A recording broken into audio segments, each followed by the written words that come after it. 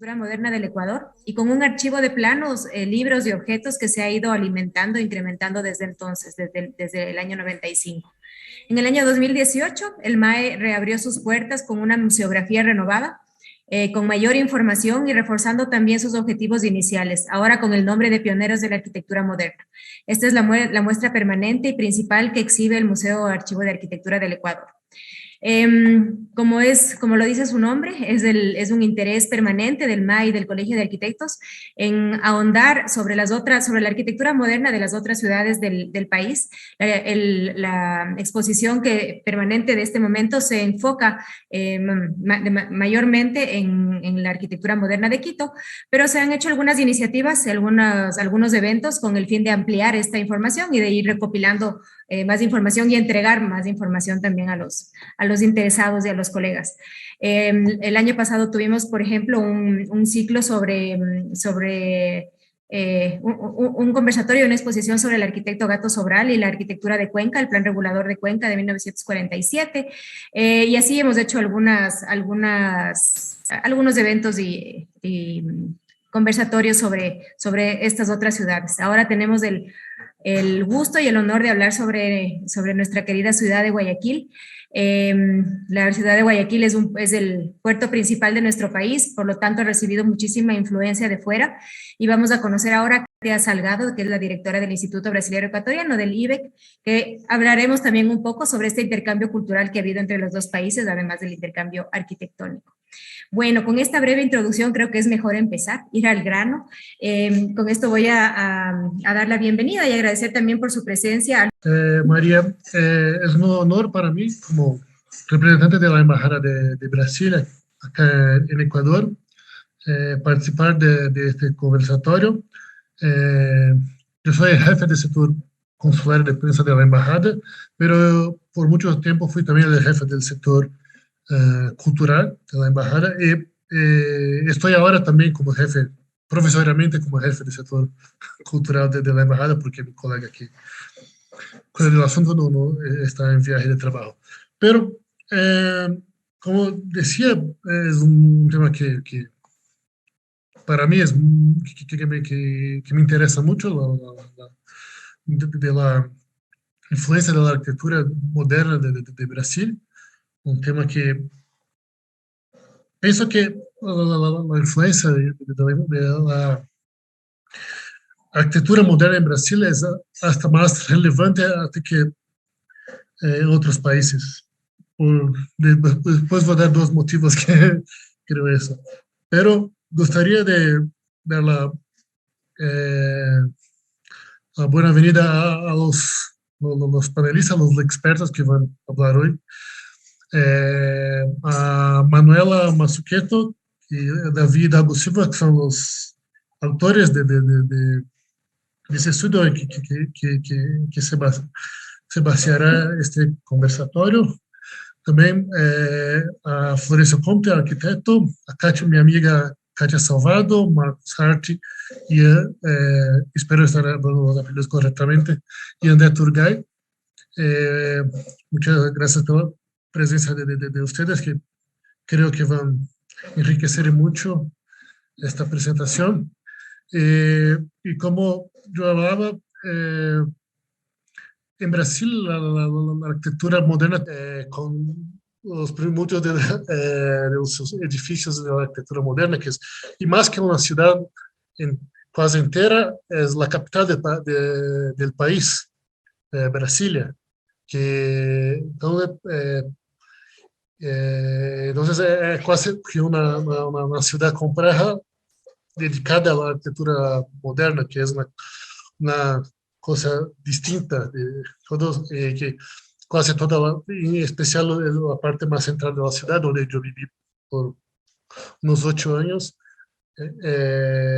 es casi una exposición de la arquitectura moderna. Y también por otra característica, que uno de los principales nombres de la arquitectura modernista de Brasil, Oscar Niemeyer, vivió por muchos años, que él vivió hasta 104 años. Entonces fue una influencia durante muchos años en la arquitectura brasileña. Entonces, son dos fatos pintorescos que muestran la influencia de la arquitectura modernista en Brasil. Pero no voy a me extender mucho porque las personas quieren oír, escuchar los expertos y no un diplomático de la Embajada de Brasil. Entonces, por eso declaro abierto el conversatorio sobre la influencia de la arquitectura moderna brasileña en Guayaquil, dos años 1950 a 1980. Muchísimas gracias a todos. Muchísimas gracias a ti, Lucas, por la intervención, por acompañarnos esta tarde. Para el Colegio de Arquitectos es muy importante cultivar y mantener las buenas relaciones que han tenido las dos instituciones desde hace largo tiempo y por eso aprovechamos estos eventos para hacerlo de esa manera. Bueno, vamos entonces a empezar con el conversatorio. Lo que vamos a hacer es que primero va a haber una exposición de los dos arquitectos que han hecho la investigación y luego vamos a abrir el panel para los comentarios o acotaciones de los de Florencio, André, Katia y Marlos, que van a hablar también sobre el tema y a complementar, preguntar lo que han dicho Manuela y David. Y al final abriremos también el panel para preguntas o comentarios de los que están asistiendo, entonces pueden ir anotando sus comentarios en los chats, luego los abriremos al foro. La presentación la voy a hacer de la investigación que la hicieron pues David y Manuela, que se llama La influencia de la arquitectura moderna brasilera en Guayaquil, relaciones formales y latinoamericanas entre 1950 y 1980. Manuela Masucheto Hazar es arquitecta y urbanista con maestría y doctorado en gestión urbana del programa de posgrado de gestión urbana de la Pontificia Universidad Católica de Paraná. Sus principales áreas de interés son la circulación de ideas sobre ciudades, la historia de las ciudades, la historia cultural urbana, las relaciones entre la ciudad y la literatura. David Hidalgo es arquitecto y urbanista por la Universidad de Guayaquil, doctor en gestión urbana por la Pontificia Universidad Católica de Paraná, de Curitiba, en Brasil. Magíster en gestión pública por el Instituto de Altos Estudios Nacionales IAEN de Quito. Es máster en diagnóstico y reparación de edificios con especialidad de regeneración urbana por la Universidad de Sevilla de España y la Politécnica de Lubelska de Polonia. Fue pasante en el estudio de diseño y construcción arquitecto, eso no lo voy a poder decir, arquitecto, luego lo dices tú, de Frankfurt, en Alemania. Fue pasante en el Comité Estadounidense del Consejo Internacional de Monumentos y Sitios ICOMOS de Charleston, Carolina del Sur. Trabajó en el Ministerio de Cultura, en la Subsecretaría de Patrimonio, en la Dirección de Conservación y Riesgo, y fue gerente nacional de comercialización del producto de casas prefabricadas, conocido como Casa Lista. También pasante en el Laboratorio de Transporte del Instituto de Innovación Urbana IUI de la Facultad de Ingeniería de la Universidad Nacional de Yokohama en Japón. Es ex catedrático de las Facultades de Arquitectura de la Universidad Tecnológica Equinoccial de Quito, de la UTE, de la Universidad de Guayaquil, de la Universidad Católica Santiago de Guayaquil y actualmente coordinador del posgrado en Arquitectura y docente en la Cátedra de Mercado de Suelo en la Maestría de Arquitectura y Hábitat Sostenible de la Universidad Indoamericana. Muchísimas gracias a los dos por acompañarnos esta tarde y bueno, queda el micrófono abierto para ustedes, David y Manuela.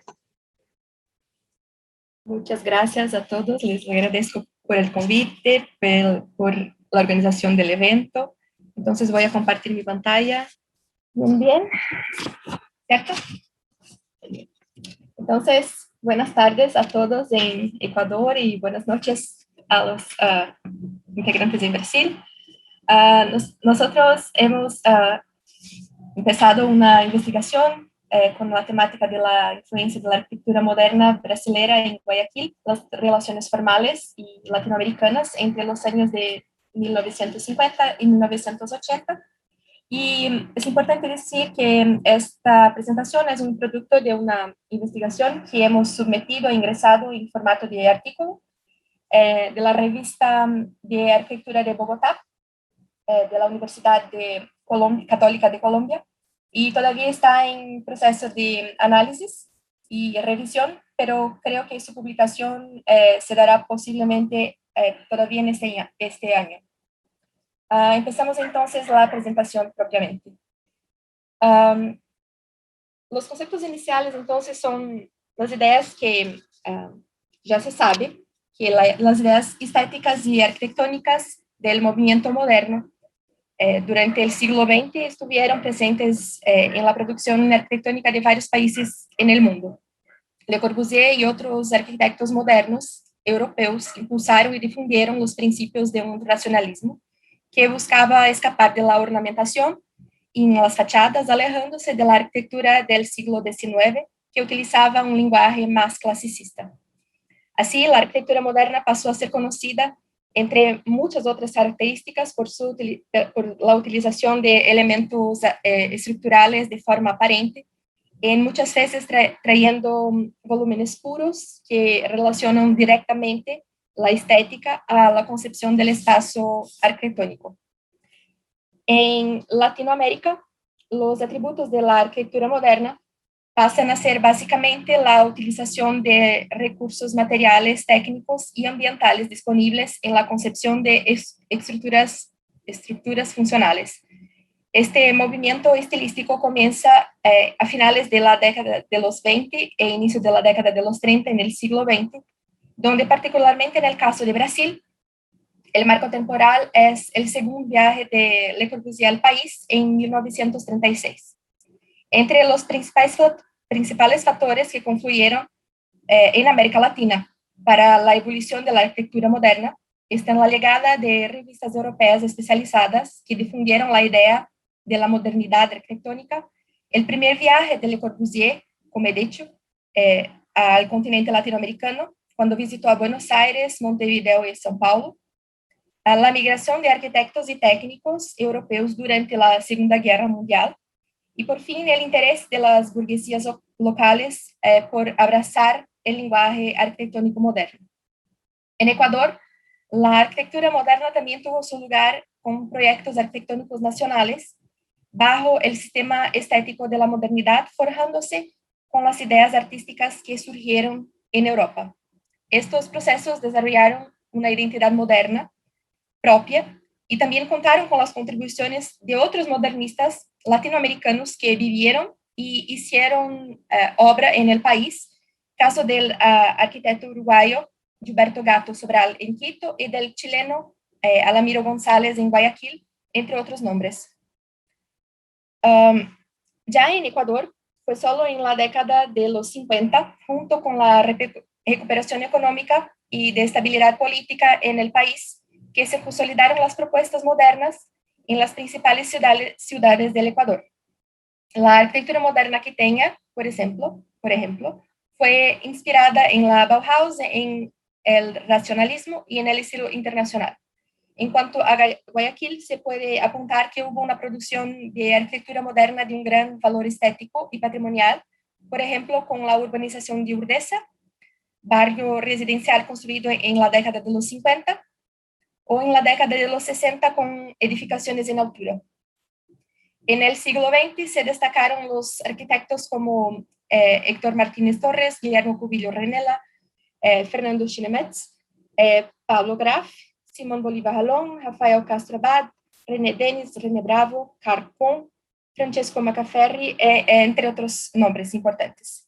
En esta época es importante decir que con la hegemonía del hormigón armado como principal material constructivo, los diseños respondían a las posibilidades que este material otorgaba a los ingenieros y arquitectos, y en esta dirección los postulados de la arquitectura moderna del franco-suizo Le Corbusier fueron un referente en el diseño para varios arquitectos en la época, y lo mismo sucedería con el estilo sensual y sinuoso del arquitecto moderno brasileño Oscar Niemeyer.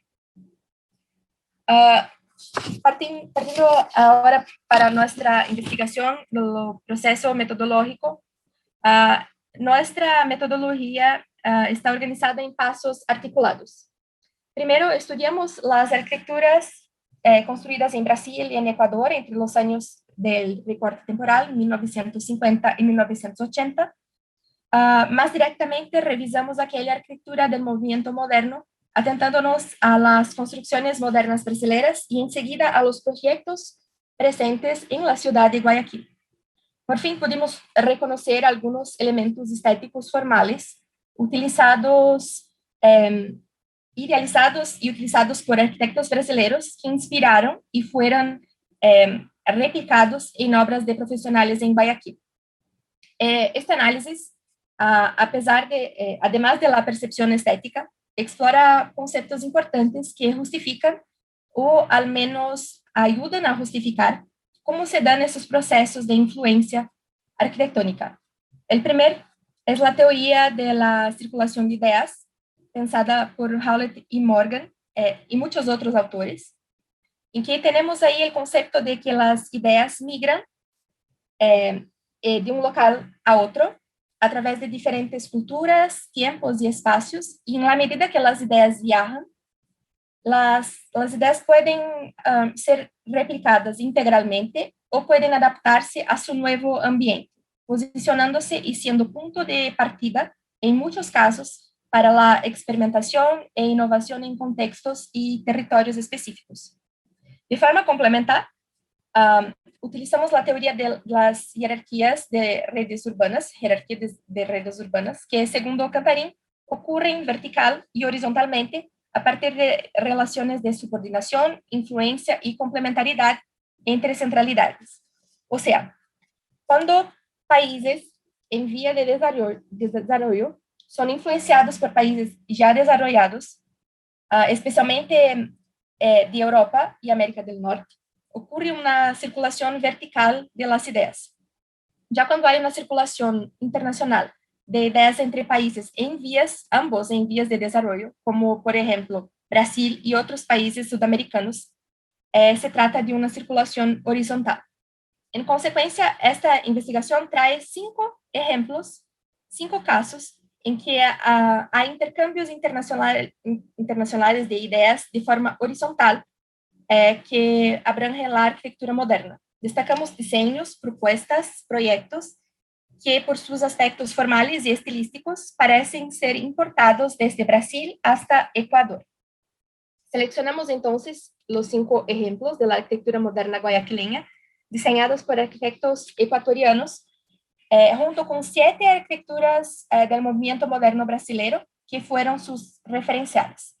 En Guayaquil tenemos la Biblioteca Municipal, los bloques multifamiliares de la Junta de Beneficencia de Guayaquil, ambos diseñados por Guillermo Cubillo Renela, el edificio de la Caja del Seguro, del arquitecto José Eduardo Gortaire Iturralde, la Facultad de Arquitectura y Urbanismo de la Universidad de Guayaquil, proyectada por el arquitecto Javier Quevedo García, y por fin el edificio del Ministerio de Agricultura, Ganadería y Pesca, el MAGAP, del arquitecto Marco Garcés Granja. Paralelamente, las 7 obras arquitectónicas brasileñas seleccionadas por su relación formal son la Casa del Baile, del conjunto arquitectónico de Pampulha, el edificio Copan, el edificio Niemeyer, el Palacio de los Arcos o Palacio Itamaraty, la sede editorial Mondadori, todas estas diseñadas por el arquitecto Oscar Niemeyer, la Biblioteca Pública de Paraná, del arquitecto Romeu Paulo da Costa, y por fin el Hipódromo de Guanabara, proyectada por el arquitecto Hélio Modesto.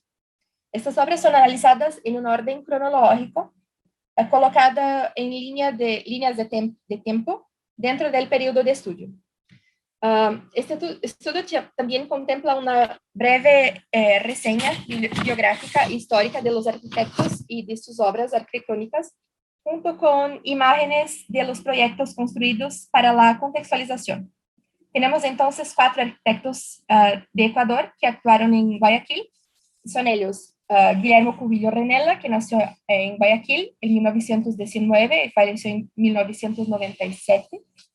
José Eduardo Gortaire Iturralde, que nació en Riobamba en 1928 y falleció en 2018. Javier Quevedo García, que nació en Quito en 1932 y falleció en 1975. Y Marcos Garcés Granja, que nació en Salcedo en 1934 y falleció en 2020. Cuanto a los arquitectos brasileños cuyas obras tuvieron influencia en Guayaquil, tenemos obras de Oscar Niemeyer, que nació en 1917 en Río de Janeiro y falleció en 2012. Romeu Paulo da Costa, que nació en Curitiba en 1924 y falleció en 2014. Y Hélio Modesto, que nació también en Río de Janeiro, pero en 1921 y falleció en 1980. Aquí entonces empieza el análisis de las obras arquitectónicas icónicas seleccionadas propiamente dichas. Para la organización de las ideas de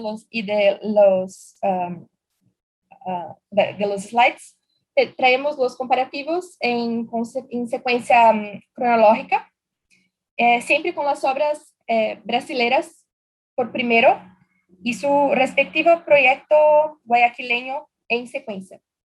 David entonces hablará acerca de las 12 obras, 5 en Ecuador y 7 en Brasil. Muchas gracias, Manuela, por tu intervención. A continuación, yo voy a completar esta presentación con la parte que me corresponde y precisamente voy a hablar de las relaciones formales existentes entre estas obras icónicas, es decir, entre la arquitectura moderna brasilera con la arquitectura moderna guayaquileña. El primer caso que hablaré es precisamente el de la Casa del Baile y los bloques multifamiliares de la Junta de Beneficencia de Guayaquil. Siguiente. Con relación a la Casa del Baile, debo señalar que esta edificación forma parte del conjunto arquitectónico de Pampulha, en la ciudad de Belo Horizonte, iniciativa impulsada por el alcalde de ese entonces, el médico Juscelino Kubitschek, para construir este complejo alrededor del lago de Pampulha, un lago artificial que había sido creado 2 años antes. Ahora bien, analizando las fotografías, como ustedes pueden ver, se trata de un volumen cilíndrico que tiene una losa redonda y que está compuesto además por un patio y un jardín. Hablando propiamente del patio, podemos ver que de la losa principal se desprende una marquise. Esta palabra tiene su origen en el francés y en español significaría toldo, cuya función es protección solar y protección de la lluvia. Ahora, debo señalar que este elemento arquitectónico es uno de los más representativos de la arquitectura moderna brasilera. Siguiente. Ahora, con relación a los bloques multifamiliares de la Junta de Beneficencia de Guayaquil, este es un proyecto diseñado por el arquitecto Guillermo Cubillo Renela, está ubicado en la calle Boyacá y Juan Montalvo, muy próximo al Cerro del Carmen, y este proyecto, como ustedes pueden ver en las fotografías, está compuesto por 2 bloques, uno rectangular, por decirlo así, ortogonal, en la parte posterior y en la parte frontal un volumen curvo. Ahora bien, si ustedes se percatan en las fotos que está en la derecha, ubicadas en la derecha, podrán ver una marquise propuesta por Cubillo Renela precisamente para unir un bloque con el otro en su parte, por decir, posterior. Ahora, esta marquise al mismo tiempo delimita una de las áreas verdes, de hecho son 3 planteadas en este proyecto, que lo podemos ver como un espacio público propuesto para el uso de los moradores o también para la ciudadanía en general. La foto que ustedes ven a la izquierda es lamentablemente una imagen que ahora evidencia lo que sucedió con esta marquise, es decir, fue derrocada y en su reemplazo se colocó rejas. Fue demolida por la Junta de Beneficencia de Guayaquil con el aval del municipio de Guayaquil y digamos que esto responde a la lógica que ha venido impulsando esta administración que tiene ya casi 30 años en el poder por parte de un mismo partido político de colocar rejas en nuestros espacios públicos. Siguiente. A continuación quiero hacer el análisis de la forma y el estudio de la relación formal entre ambas obras y debo señalar que en el proyecto de los bloques multifamiliares de la Junta de Beneficencia de Guayaquil del arquitecto Guillermo Cubillo Renela se toma como referencia la marquise propuesta en la Casa del Baile de Belo Horizonte y esta idea se adapta para poder lograr su fin, que es comunicar un volumen con el otro. Sin embargo, aquí podemos ver que hay una adaptación entre la una y la otra, es decir, en el proyecto original de Niemeyer podemos ver que la marquise apoya sobre columnas que están ubicadas en el centro de la misma, columnas cilíndricas con un diámetro considerable, mientras en el proyecto de Guillermo Cubillo Renela más bien los soportes verticales están colocados a los lados con unas finas estructuras tubulares de un diámetro muchísimo menor, precisamente para poder dejar un paso libre para poder circular en esta caminera sinuosa y curva que se formó. Siguiente. El segundo caso es la Biblioteca Pública de Paraná y la Biblioteca Municipal de Guayaquil.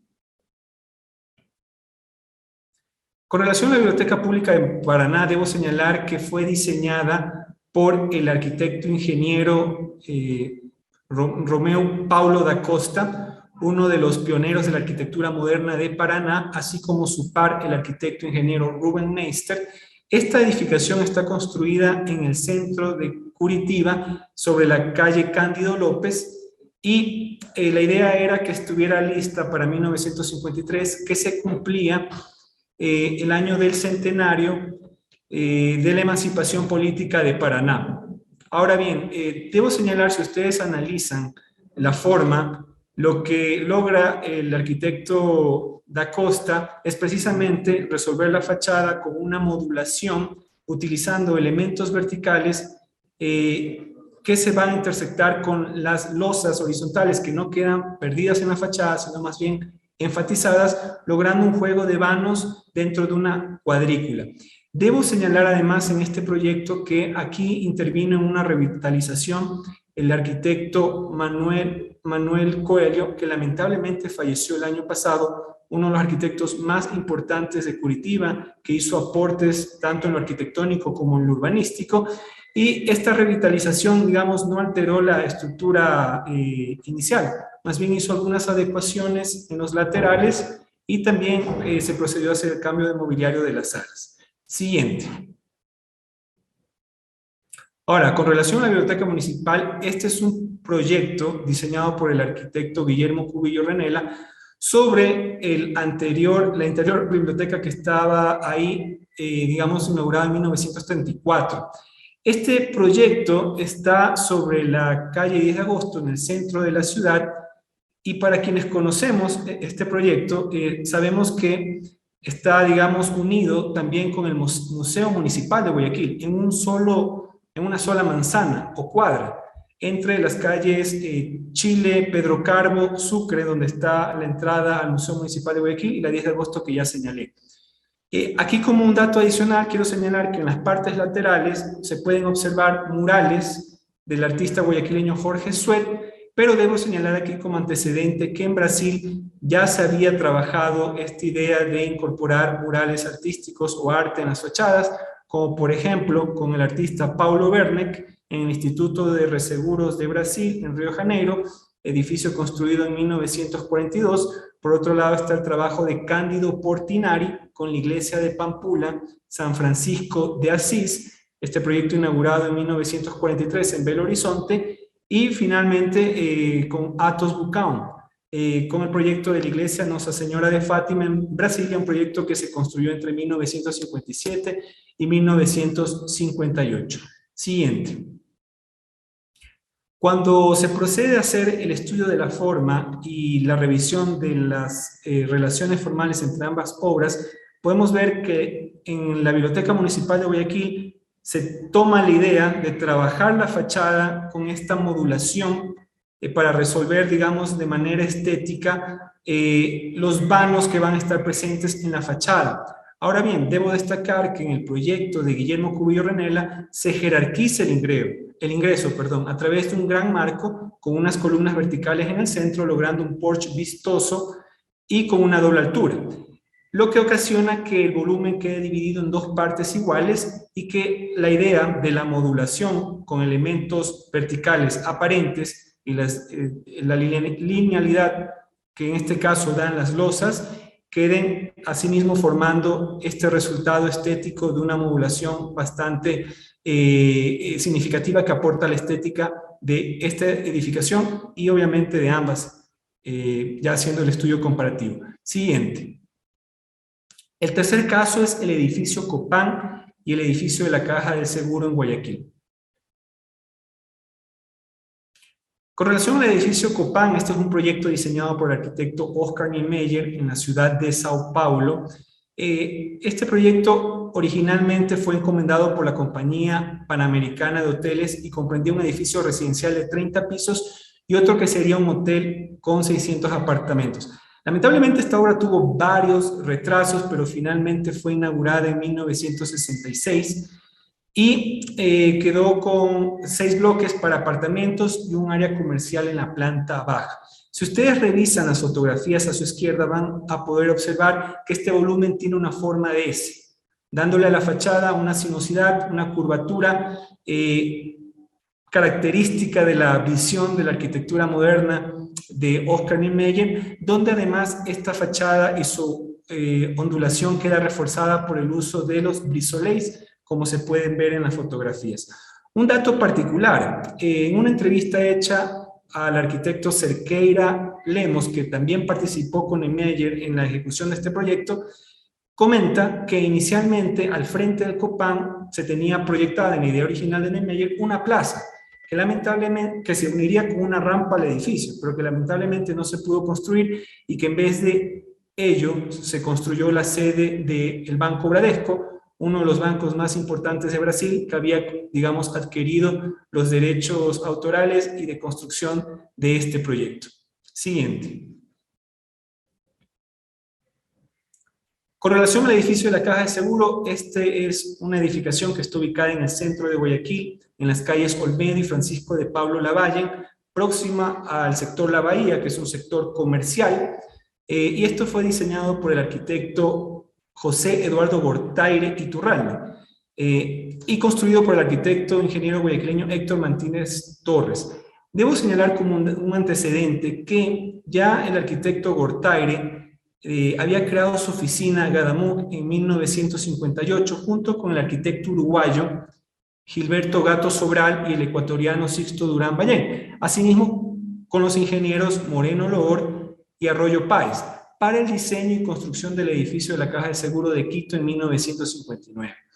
Hoy por hoy este edificio es conocido como el edificio del Instituto Ecuatoriano de Seguridad Social, IES, y como ustedes pueden observar, aquí vamos a ver también una ondulación en la fachada, ya comentaré más sobre eso, pero aquí de alguna forma destaca un mural colocado en la parte inferior de la edificación, mural que tiene el nombre de Justicia Social y que fue colocado y creado y planteado por los artistas Jorge Suet y Segundo Espinel.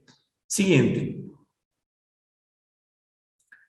Cuando se hace el análisis de la forma y el estudio de las relaciones formales entre ambas obras, podemos observar que en la obra de Gortaire Iturralde precisamente se mantiene, bueno, tiene una fuerte influencia del edificio Copán, aunque la fachada ondulada va a ser menos pronunciada porque es una escala mucho menor, tanto en tamaño como ancho, y más bien lo que se proyecta acá en la parte inferior es para darle una jerarquía a esta parte de la composición del edificio, donde podemos ver el mural antes señalado y una doble altura que va, digamos, a darle mayor jerarquía al ingreso, tanto en la parte interna como en la parte externa, con aquellas columnas que se forma un espacio público junto con la vereda próxima a la edificación. Siguiente. Ahora el caso número 4, que es el Hipódromo de Guanabara y la Facultad de Arquitectura y Urbanismo de la Universidad de Guayaquil. Este es un proyecto bastante interesante y tal vez poco conocido en el Ecuador. Estoy hablando del antiguo Hipódromo Jockey Club de Guanabara, que está ubicado en la isla del Gobernador en Río de Janeiro. Fue diseñado por el arquitecto carioca Helio Modesto, y debo señalar que esas estructuras que ustedes pueden ver ahí son los cascarones de concreto de 8 centímetros de espesor sobre las arquibancadas o los graderíos para poder contemplar las carreras de caballos, propuestas y calculadas por el ingeniero Artur Eugenio Germán. Podemos señalar que serían estos cascarones nervados paraboloides de 4 caras que se reúnen y apoyan en un solo pilar central conocido como la flor de 4 pétalos. 3 datos interesantes que quiero compartir. El primero es que Helio Modesto fue amigo y discípulo del arquitecto francés Afonso Eduardo Reidy, radicado en Brasil, que hizo muchas obras importantes en este país. Y por otro lado, durante la presidencia de Yaño Cuadros, la corrida de caballos y las apuestas quedaron, digamos, limitadas solo para los fines de semana y feriados, lo que hizo que este hipódromo quebrara e inmediatamente sea adquirido por la Asociación Atlética Portuguesa, transformándolo en un estadio. Siguiente diapositiva. Con relación a la Facultad de Arquitectura y Urbanismo de la Universidad de Guayaquil, bueno, esto es un proyecto bastante simbólico para mí. Yo estudié arquitectura aquí, me formé en esta facultad y debo señalar que ella fue diseñada por el arquitecto quiteño Javier Quevedo García, que obtuvo su título en la Facultad de Arquitectura y Urbanismo de la Universidad Federal de Río de Janeiro. Y como ustedes pueden observar, bueno, antes de hablar de las fotografías, para quienes conocemos la historia de cómo nació esta facultad, inicialmente esta funcionaba en la Facultad de Ciencias Matemáticas de la Universidad de Guayaquil. Esto más o menos en 1999 e impulsado por el arquitecto italiano Francesco Macaferro. Pero ya a comienzos de los 60, tanto el gobierno nacional como el rector de aquel momento, pues deciden que es el momento de que tenga su propio lugar. Esta facultad queda al frente de la Avenida Delta y de la Ciudadela Bolivariana.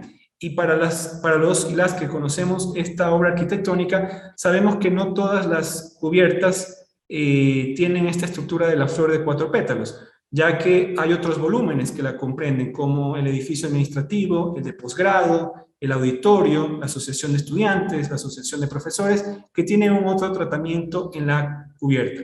Una de las cosas a destacar de la experiencia que yo tuve al estudiar aquí es estas grandes plazoletas con estos árboles nativos que adornan las partes internas y los recorridos internos de esta facultad. Siguiente. Cuando se hace el análisis de la forma y el estudio de las relaciones formales entre ambas obras, podemos observar que en la Facultad de Arquitectura y Urbanismo de la Universidad de Guayaquil existe una fuerte influencia por parte del Hipódromo de Guanabara. Es decir, se va a adaptar la flor de 4 pétalos, pero en una proporción mucho menor, ya que donde terminan estas estructuras son en estos pilares que manejan una luz mucho menor, pero que van a hacer que se repliquen más, a diferencia de la idea del arquitecto Helio Modesto. Sin embargo, podemos destacar que en ambas obras se genera esta linealidad horizontal en la parte superior de la cubierta, dando un componente estético muy significativo en ambos proyectos. Siguiente. Por cierto, esos bloques en la parte posterior son los bloques destinados a las aulas de taller de proyectos, los que están en la planta alta. Eso me faltó mencionar. Y finalmente llegamos al quinto caso, donde aquí particularmente vamos a estudiar 3 obras arquitectónicas brasileras del movimiento moderno y una del movimiento, por decirlo así, moderno de la arquitectura guayaquileña. Siguiente. Ahora bien, el primero es el edificio Niemeyer, también conocido como el edificio de la Libertad. Está ubicado frente a la Plaza de la Libertad, en la ciudad de Belo Horizonte, en un terreno esquinero próximo a la Avenida Brasil. Y en este proyecto quiero destacar, como ustedes pueden observar en la forma, que prácticamente es una propuesta orgánica, natural, casi escultórica. Y esta sin duda es una de las obras más importantes de la arquitectura moderna brasilera. Como ustedes pueden observar, se genera el uso de la curva en todas las fachadas o por donde se ve esta edificación, y además el arquitecto Niemeyer logra colocar aquí estas losetas que vuelan, que serían los brise-soleils, dando este acabado y enfatizando mucho más la fachada ondulada. Ahora bien, claro, en la filosofía del arquitecto Niemeyer, inspirada en la geografía y naturaleza del territorio brasilero, esta en particular estaría inspirada en ese paisaje de cordilleras y cerros del paisaje minero del estado de Minas Gerais, donde Belo Horizonte es la capital. Siguiente. Con relación al Palacio Itamaraty, debo señalar que asimismo es diseñado por el arquitecto Oscar Niemeyer, junto con el apoyo en el proyecto ejecutivo del arquitecto brasilero Milton Ramos. Este es un edificio que se propone durante la presidencia del médico Juscelino Kubitschek, cuando se está construyendo Brasilia, y que es inaugurado durante la dictadura militar. Recuerden que la dictadura militar en Brasil comenzó en 1964 y terminó en 1985. Precisamente Niemeyer bueno, en esos años, yo bueno, ya mencionaré algo al respecto de su exilio. Sin embargo, quiero que observemos acá las fotografías y podamos de alguna forma identificar los principales elementos que constituyen esta obra. Como por ejemplo, la caja de vidrio que está en el centro, dentro de esta estructura de hormigón armado, formada por columnas que forman estos arcos, y esto proyectándose sobre una laguna artificial, sobre su espejo del agua. Sin duda, esta obra posiblemente debo señalar que asimismo es diseñado de la trayectoria profesional del arquitecto Niemeyer. Y lo que ustedes pueden ver ahí en términos de paisajismo estuvo a cargo del reconocido paisajista brasilero Roberto Burle Marx. Siguiente. Yo señalaba del exilio de Niemeyer, que precisamente se da en 1967. Si queremos verle el lado positivo a eso, es que fue la fase de su carrera donde pudo hacer proyectos fuera de Brasil, entre esos lugares Europa. Y voy a hablar a continuación de la sede editorial Mondadori, que está ubicada en Milán, Italia, y cuenta la historia que el presidente de la editorial, al ver el Palacio Itamaraty, quedó completamente sorprendido y quería que la sede de la editorial Mondadori sea exactamente una réplica del Palacio Itamaraty, a lo que Niemeyer se opuso, no rechazando el proyecto y señalando que efectivamente participaría en el diseño de este proyecto, retomando algunos elementos semejantes al Palacio Itamaraty o Palacio de los Arcos, como por ejemplo los arcos. Si ustedes pueden ver las fotografías a su izquierda, se darán cuenta que efectivamente se cumple el mismo principio. Una caja de vidrio dentro de una estructura de hormigón armado conformada por unas columnas, en este caso formando arcos heterogéneos y no homogéneos como vimos en la idea inicial del Palacio Itamaraty, y al igualmente reflejándose sobre un espejo de agua en una laguna artificial que está presente también dentro del proyecto. Siguiente. Y finalmente llegamos a la obra tal vez más emblemática de esta investigación. Estoy hablando del edificio MAGAP, que son las siglas de Ministerio de Agricultura, Ganadería y Pesca. Esta obra arquitectónica fue diseñada por el arquitecto Marco Garcés Granja, que estudió arquitectura en la Universidad Federal de Río Grande do Sul en Porto Alegre. El cálculo estructural estuvo a cargo del ingeniero latacungueño Hernán Estupiñán Maldonado, que obtuvo su maestría en el Massachusetts Institute of Technology, en el MIT, y el cálculo de suelos, de mecánica de suelos, estuvo a cargo de uno de los ingenieros más reconocidos de Guayaquil, el ingeniero Raúl Maruri Díaz, que lamentablemente falleció en el 2020. Y ya observando las fotografías, quiero que ustedes por favor puedan observar en el contexto urbano la relevancia que tenía esta edificación en altura en aquel tiempo, ubicada en el centro de Guayaquil, entre las avenidas Machala y Quito, y Vicente Solano y Alejo Lascano. Y por otro lado, si ustedes ven esa fotografía que está en la parte central con una taza roja en la cima de la edificación, pues eso responde a los grandes errores que todavía, digamos, se dan en nuestra ciudad en términos de arquitectura y urbanismo, donde la idea era una estrategia de marketing, de promocionar dicha marca Nescafé, lo cual contribuyó a la desvalorización de esta importante obra, que si se le suma la mala interpretación de los cronistas de la época para no darle su valor contextual, arquitectónico, ojo, contextual en el sentido de una arquitectura en el tiempo que se la construye a nivel local, a nivel nacional y a nivel regional sudamericano. Y estas cosas sin duda alguna hicieron que el valor de esta edificación se pierda paulatinamente, y ya veremos el desenlace que tiene, que lo mencionaré en la siguiente diapositiva. Estas imágenes que ustedes pueden ver aquí pues corresponden a lo que fue el derrocamiento de esta obra arquitectónica, que en el 2010 es declarada en abandono y en el 2013 se inicia esta demolición y termina en el 2014. Esto se da en el segundo mandato del presidente Rafael Correa, que en ese tiempo, digamos, que casi que competía con el alcalde de aquel momento, el abogado Jaime Nebot, diciendo lo siguiente, o sea, el uno quería de alguna forma demostrar que podía hacer mejores parques que los que venía haciendo la alcaldía de Guayaquil, que eran de muy poca calidad.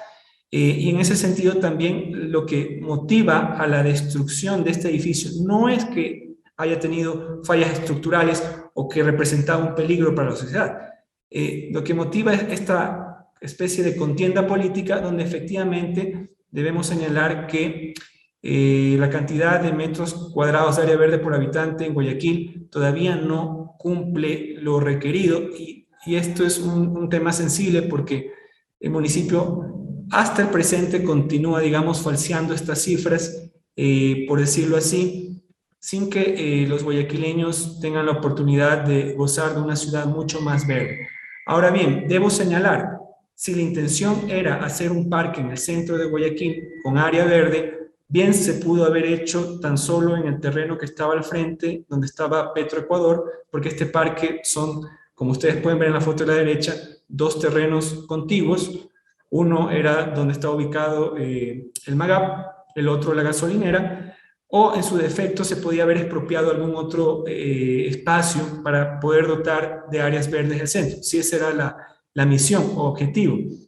Sin embargo, aquí puedes, sí, por favor, gracias. Aquí dos informes viciados, uno por parte de Yupesa y el otro por parte de Inmobiliar, que es la Secretaría de Gestión Inmobiliaria del Sector Público, determinaron que este edificio tenía fallas estructurales y luego esto es ratificado por la consultora Vera y Asociados, que es la que al final lleva a cabo la demolición y derrocamiento del ex MAGAP. Y bueno, ya un poco cerrando mi intervención, quiero pasar a hacer el análisis de la forma y el estudio de las relaciones formales entre estas obras. Y como ustedes pueden ver en la obra arquitectónica del arquitecto Garcés Granja, hay una fuerte influencia de estos tres proyectos de arquitectura moderna brasilera. Por un lado, en la parte inferior es casi evidente la presencia de estos arcos inspirados en lo que fue el Palacio Itamaraty y luego en la sede editorial Mondadori, y en la torre de 25 pisos es una torre que de alguna forma quiere mantener esa comunicación con ese lenguaje curvo propio de la parte inferior de los arcos y que de alguna forma tiene una gran similitud con lo que vimos con el edificio de Meyer, ¿no? Asimismo, usando los brisolets también para potenciar este diseño. Debo señalar, y ya para darle paso nuevamente a Manuela para que pueda hacer la lectura, por decirlo así, de nuestras conclusiones generales y el cierre de esta presentación, esta edificación debió haberse rehabilitado, como se rehabilitó un otro edificio llamado La Licuadora en el centro de la ciudad de Quito, y en lo que se debió haber trabajado era en su nuevo uso, en su climatización y mejorar la circulación vertical con lo relacionado a ascensores. Mi presentación hasta aquí, agradezco su atención. Manuela, te escuchamos. Gracias, David. Perfecto. Entonces, traemos aquí una síntesis de todo lo que David ha presentado hasta ahora. Son las relaciones formales y aquí aclaramos también las fechas y los profesionales involucrados en los proyectos. Entonces, para hacer más fácil el comparativo. Y por fin, en la parte inferior de la diapositiva tenemos las relaciones de influencia ejercidas por los arquitectos brasileños sobre los ecuatorianos, entonces explicitando más directamente estas relaciones de influencia. Por fin traemos las conclusiones que son tres principales, pero nos abre caminos para que nuevos análisis sean hechos.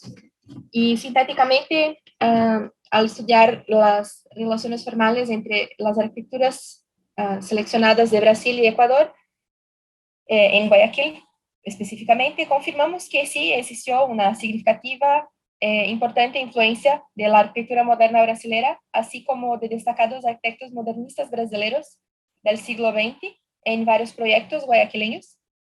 También se puede señalar que las ideas sobre estética y diseños de la arquitectura moderna brasileña circularon en Guayaquil a través de arquitectos locales y nacionales, que en algunos casos tuvieron una formación académica y profesional en arquitectura en Brasil, como nos ha dicho David. La presencia preferencial de obras icónicas producidas en Brasil durante el siglo XX es evidente en la producción arquitectónica, principalmente de los 4 arquitectos que hemos hablado aquí: Guillermo Cubillo Renela, José Gortaire Iturralde, Javier Quevedo García y Marcos García Granja.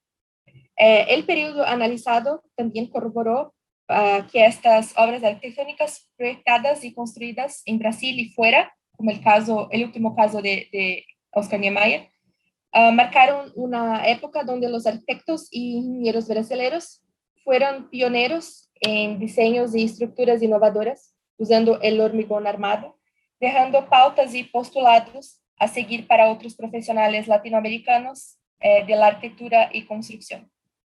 Desafortunadamente, en Guayaquil, los cronistas de la arquitectura del siglo XX no han conseguido generar una conciencia en la sociedad sobre el valor de la arquitectura moderna guayaquileña y de sus diversas corrientes influenciadoras. Como consecuencia, en el siglo XXI, este patrimonio arquitectónico sigue muy vulnerable a su desaparición y destrucción, tanto desde lo público como de lo privado. Inclusive, como ha destacado David, la no conservación de estos inmuebles ha sido propiciada, avalada y impulsionada por autoridades locales y nacionales en distintos momentos de la historia. Concluimos así nuestra presentación y gracias por su atención hasta aquí, y ahora estamos disponibles para preguntas, comentarios y trocas de ideas. Muchas gracias. Muchas gracias a ti, Manuela y David. Ha estado muy interesante la exposición, creo que no nos hemos podido despegar de su intervención. Hay algunos comentarios y ahí tenemos bastantes asistentes también, a quienes agradezco que estén aquí con nosotros.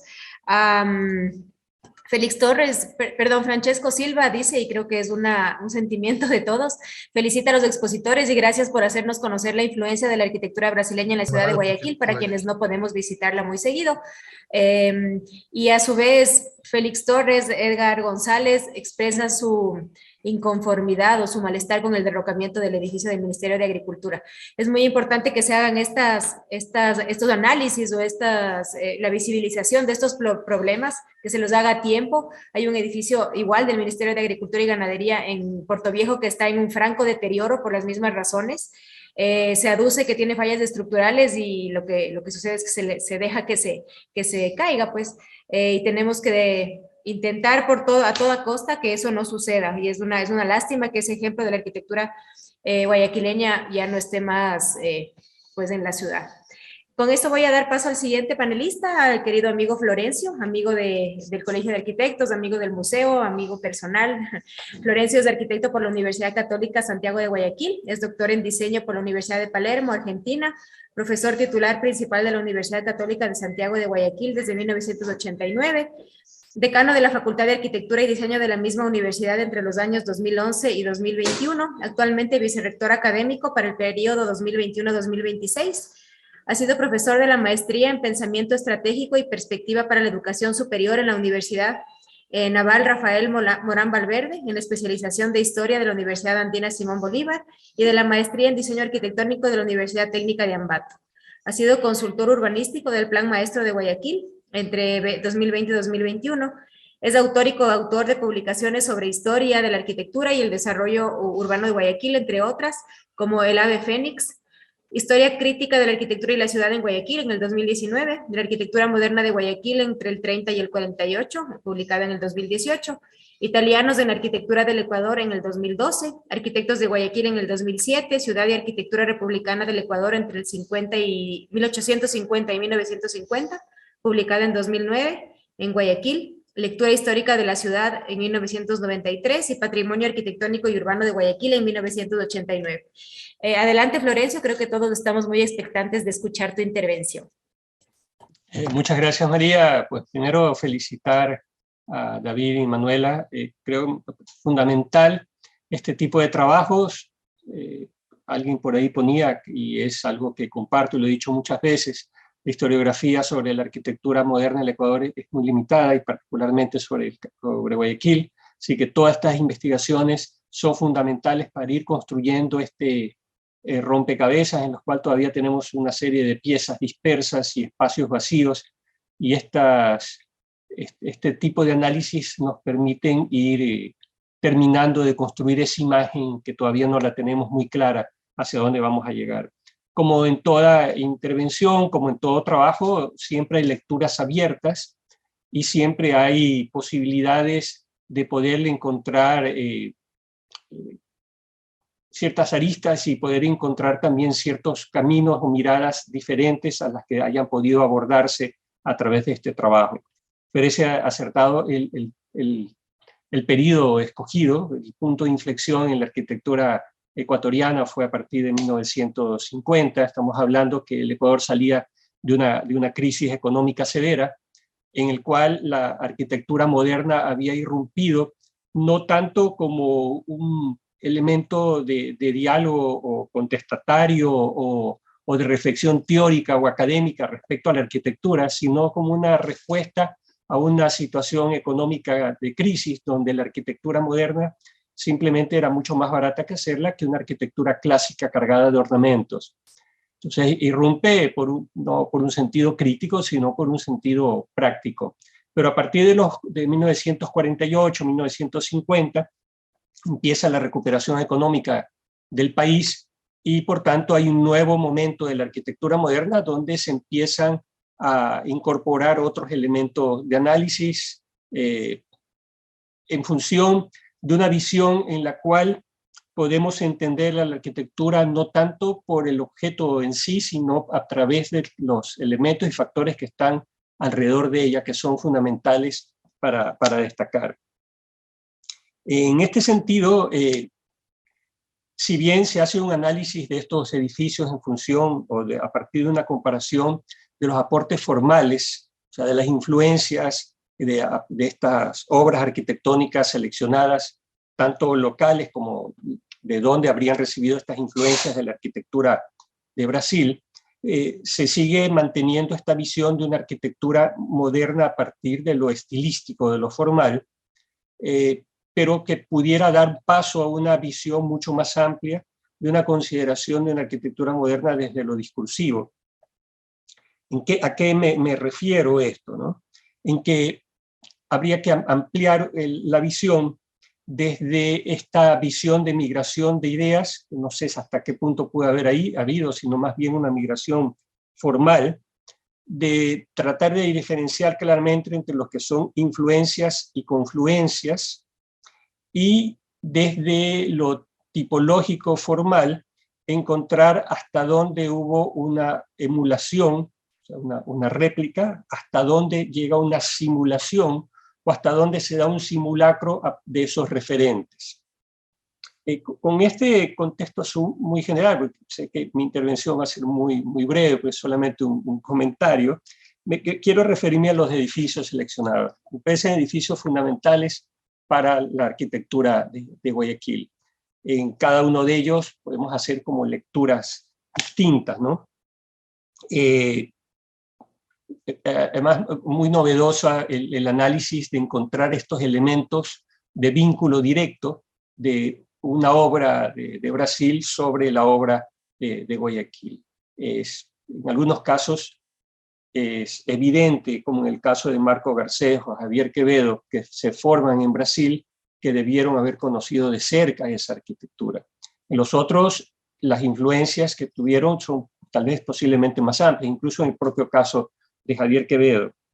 En el edificio del Seguro Social, me parece interesante destacar algo que hemos descubierto en la arquitectura de Guayaquil en más de una ocasión, que aparece sobre una misma obra arquitectónica, aparece vinculado a más de un arquitecto. Pasó en un análisis de una obra de Carlos Kohn, en la cual luego aparece un proyecto hecho por Quevedo, prácticamente iguales, y la obra de Kohn es previa. Y en el caso del edificio del seguro, de Gortaire, hay un proyecto previo muy parecido, curvo, en el mismo lugar, con la misma intención, hecho por Alamiro González un par de años antes, lo cual es bastante curioso, porque al parecer era bastante común que hubiera unas concepciones generales que luego eran retomadas por otros arquitectos y reinterpretadas. La propuesta de Alamiro González es igual, sino que con la curva en sentido contrario, y es previo al proyecto de Gortaire. El caso de la Facultad de Arquitectura de la Universidad de Guayaquil, también uno de los proyectos emblemáticos de Quevedo, hay que analizar también la relación que tuvo con quienes él trabajaba en los cálculos de estos paraboloides o de estas estructuras regladas, ¿no? Me refiero a quienes en esa época tuvieron un amplio trabajo en el desarrollo de este tipo de construcciones, los ingenieros Rodrigo Andrade, que vive todavía, el ingeniero Eduardo Crespo, quienes se habían formado en México y que tenían una referencia muy clara de la obra de Félix Candela, del arquitecto español Félix Candela, que había migrado a México y luego migra a Estados Unidos. Así que hay más de una influencia o hay más de una confluencia en algunos de estos edificios, ¿no? En el caso del edificio del Ministerio de Agricultura, lo conocí cuando era estudiante de arquitectura. Lo que decía David es totalmente correcto. Los comentarios que nuestros profesores, cuando yo era estudiante, hacían sobre este edificio no eran muy positivos. Creo que no se lo entendía realmente en su dimensión más amplia.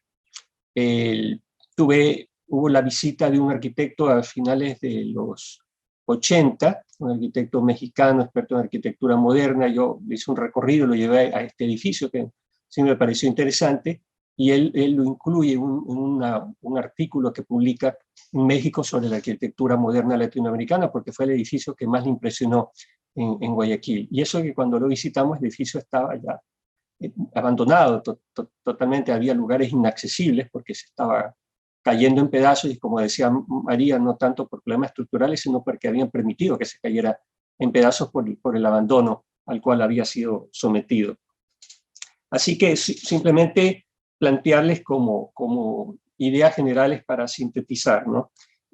Reflexionar sobre esta visión, sobre la arquitectura moderna, no tanto desde lo estilístico, sino desde lo discursivo, desde las posibles influencias y confluencias, y tratar de diferenciar una idea de la otra, desde las relaciones tipológicas que pudiera haber en cada uno de ellos, en cuanto a réplicas o emulaciones, a cuanto a simulaciones o simulacros, o sea, o reinterpretaciones que se dan sobre ello, y estos contextos que pueden ir más allá de aquellos que han sido mencionados en esta presentación, que vuelvo a destacar como un aporte importante para seguir avanzando en el conocimiento de la arquitectura moderna del Ecuador y de Guayaquil, y sumando a la historiografía, que es bastante reducida. Así que felicitaciones y gracias. Muchas gracias a ti, Florencio. Todo lo que has dicho creo que complementa en gran manera y aporta a la investigación presentada por David y por Manuela. No sé si quieren ustedes decir algo, David y Manuela, sobre lo que ha dicho Florencio. Más bien agradecer los comentarios de Florencio, alguien que ha dedicado varios años a investigar la arquitectura de Guayaquil, no solo moderna, sino también antes de este periodo, y todo lo mencionado creo que sí, es un complemento a lo que ha sido nuestra presentación, y esperamos nosotros como investigadores que hemos hoy presentado este tema, que pienso que era un tema que estaba pendiente de ser discutido, pudo haber sido antes, pero qué bueno que finalmente se puede hablar. Esperamos que esta investigación pueda abrir caminos y luces para, como decía Florencio, desde otras miradas poder entender la influencia y confluencia de ideas para la producción de arquitectura moderna en Guayaquil. Que estos estudios le aportan y le agregan mucho a la arquitectura de nuestra ciudad. Perfecto, muchas gracias. Manuela. Sí, gracias. Estoy de acuerdo con David. Creo que las observaciones fueron importantes y creo que nos abren la posibilidad de hacer una nueva investigación indo adelante de donde estamos ahora. Entonces, creo que son sugerencias que nos serán muy importantes para desdobramientos de la investigación. Entonces, muchas gracias. Perfecto, gracias Manuela. Entonces, claro, es da pie para seguir profundizando, ¿no?, en toda la investigación y abriendo la posibilidad de más investigaciones de otros edificios y otras influencias, como dice también alguien en el chat, en algún comentario. Voy a dar paso a Katia Salgado, en este momento Katia Salgado, que es la directora del IBEC. IBEC es del Instituto Brasilero Ecuatoriano. Katia Silveira Salvado es graduada en Letras por la Universidad Federal de Río Grande do Sul de Porto Alegre, en Brasil, donde también cursó un posgrado en enseñanza de idiomas. Actualmente es directora ejecutiva del Instituto Brasilero Ecuatoriano de Cultura IBEC, institución con sede en la ciudad de Quito, fundada en el año de 1962, y cuya principal misión es la difusión de la lengua portuguesa y de la cultura brasileña en Ecuador. En IBEC, Katia Silveira Salvado también ya desempeñó las funciones de profesora de portugués y coordinadora pedagógica. Es la responsable por la implementación y aplicación del examen de suficiencia en lengua portuguesa para extranjeros en Ecuador. Ha realizado diversos trabajos de traducción de documentos, artículos y libros en los idiomas portugués, español e inglés.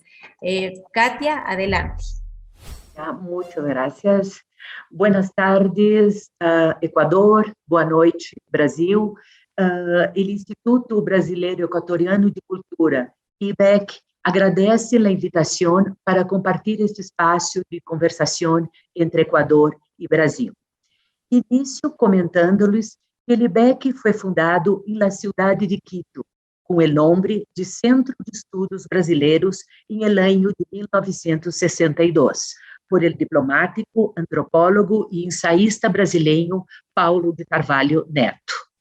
Desde sua fundação, o IBEC ha tenido como missão a enseñanza de la língua portuguesa e a divulgação de la cultura brasileña, además de procurar estrechar laços de amistade entre nossos pueblos.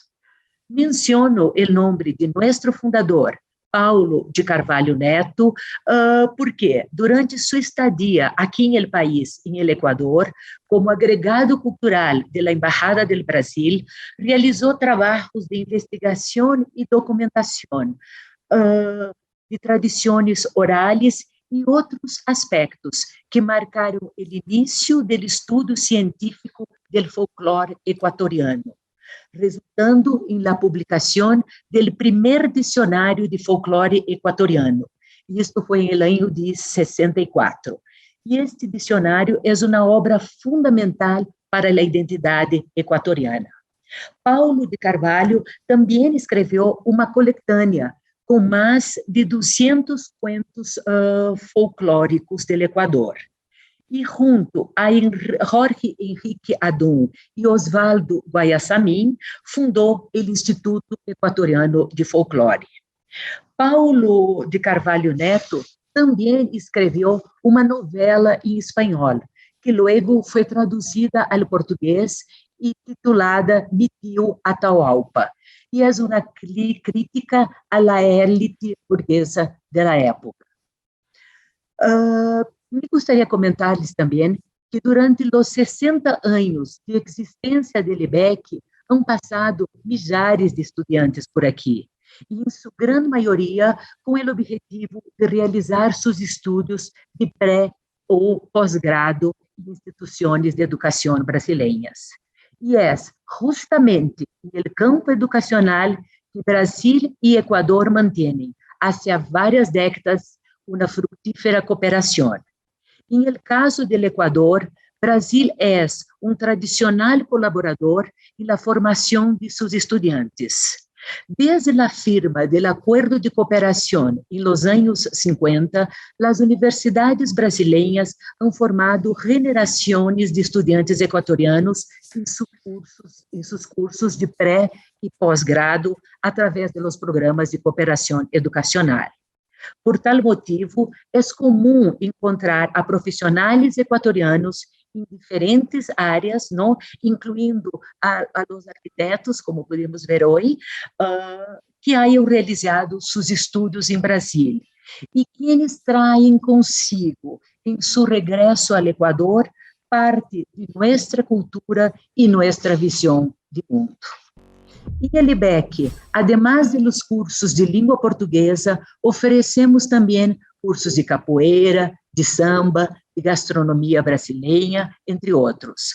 Realizamos cafés literários, clubes de conversação, sessões de cine brasileiro.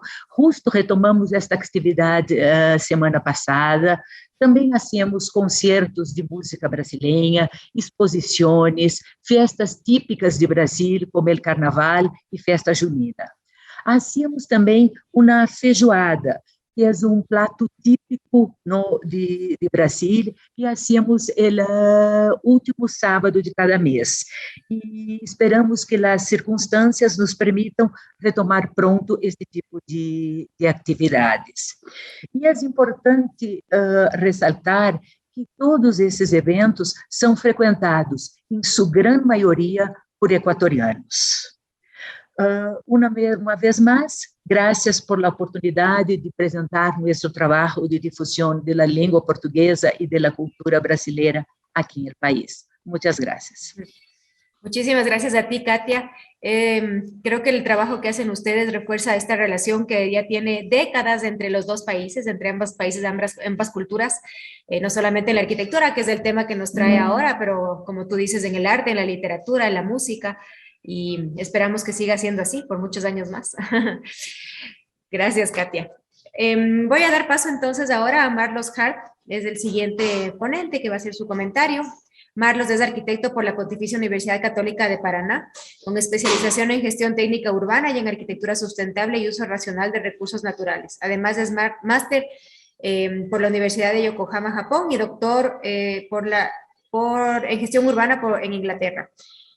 Portsmouth, Inglaterra. Es socio fundador de Urbanatura, superficies con vegetación, y socio gerente de Planificación, donde desarrolla proyectos de arquitectura, paisajismo y diseño urbano, además de consultorías urbanísticas y ambientales, donde ha recibido 7 premios nacionales en arquitectura y urbanismo.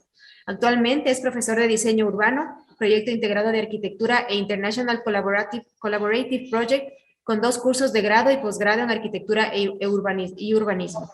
Coordina el curso de posgrado en arquitectura del paisaje y actúa como gerente de internacionalización de la Escuela de Bellas Artes de la UCPR, que no sé exactamente qué es. Ahí nos ayudas, Marcos. Bienvenido, y es tu turno ahora. Muchas gracias. Buenas noches, buenas tardes a todos y a todas. Para nosotros es una honra estar acá y poder hablar un poco de la arquitectura moderna brasileña y ver y conocer también un poco de su influencia en la arquitectura ecuatoriana, en especial en Guayaquil. Muchas gracias, David, Manuela, a todos que están acá. Bueno, la primera cosa que para mí es muy latente, muy importante en ver la relación entre las arquitecturas sudamericanas es esa influencia que tenemos primeramente de la arquitectura europea, que viene influenciando la arquitectura brasileña, y después la arquitectura de Ecuador. Lo mismo sucede también en otras ciudades brasileñas de Latinoamérica. Entonces, hay un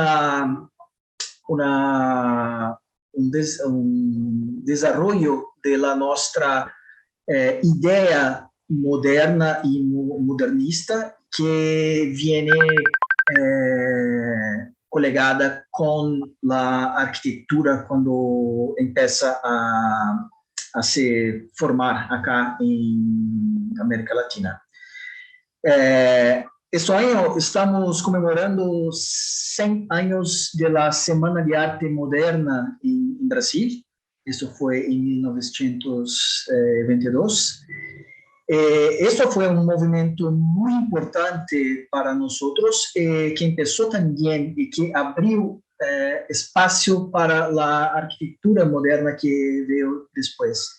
Entonces, en la semana de 22 tenemos una serie de importantes autores como Mario de Andrade, Osvaldo de Andrade, artistas plásticos, pintores y escultores como Di Cavalcanti, Tarsila do Amaral, que no estaba en Brasil, pero participó de todo el movimiento, y también en la música con Héctor Villalobos.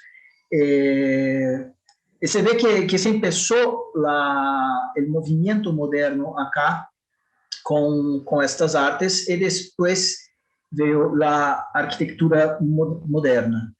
La arquitectura moderna, cuando empieza, tenemos de un lado Le Corbusier, como bien presentó Manuela y David. Le Corbusier fue muy importante para empezar un proceso de pensamiento moderno acá en Brasil, aunque teníamos algunos arquitectos que ya estaban en Europa en ese momento, pero tenemos también la vinda de un otro arquitecto llamado Gregory Warshawski, que fue a São Paulo. Así se empezó dos importantes escuelas de arquitectura moderna en Brasil. Nosotros conocemos muy bien Oscar Niemeyer, claro, es muy importante por su arquitectura mundialmente conocida, que veo que tiene una relación directa con Le Corbusier. Y así la escuela carioca, la escuela de Río de Janeiro especialmente, se empezó con la idea de Le Corbusier. Entonces, Oscar Niemeyer, Lúcio Costa, Afonso Reidi y tantos otros arquitectos de la escuela carioca empezaron a generar la arquitectura moderna. Lo que vimos hoy es que la arquitectura moderna de Guayaquil tiene una influencia muy grande de la escuela carioca, más que de la escuela paulista. Esto es curioso porque si hacemos un paralelo con Curitiba, acá en Brasil, que también tuvo muy influencia de la arquitectura moderna brasileña, claro, tuvo una influencia muy fuerte de la arquitectura paulista, que se empieza con Gregory Warshawski, que veio desde Ucrânia para Brasil, e creou a Escola Paulista, aí sim com Vila Nova Artigas, Lina Bobardi, que também é muito conhecida, e depois Paulo Mendes da Rocha, que ganhou também o Prêmio Pritzker de Arquitetura. Então, em Brasil temos dois prêmios Pritzker, um com Oscar Niemeyer e a Escola Carioca, e outro com Paulo Mendes da Rocha e a Escola Paulista. Entonces, muy interesante ver la relación entre las dos